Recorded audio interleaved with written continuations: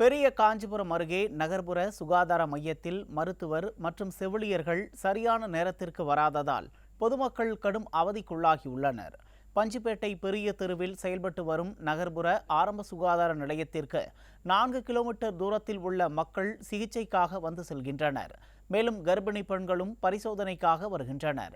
நகர்ப்புற ஆரம்ப சுகாதார மையங்களில் 24 மணி நேரமும் செவிலியர்கள் கண்டிப்பாக பணியில் இருக்க வேண்டும் என்ற விதி உள்ள நிலையில் இந்த சுகாதார மையத்தில் மாலை 8 மணிக்கே மேல் கதவுகள் பூட்டப்பட்டு காலை 7 மணிக்கு தான் திறக்கப்படுவதாக புகார் எழுந்துள்ளது.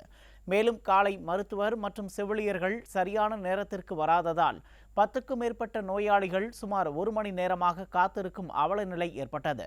இந்த விடிய ஆட்சியில் சுகாதாரத்துறையின் தரம் நாளுக்கு நாள் குறைந்து கொண்டே வருவதாக பொதுமக்கள் அதிருப்தி தெரிவித்துள்ளனர்.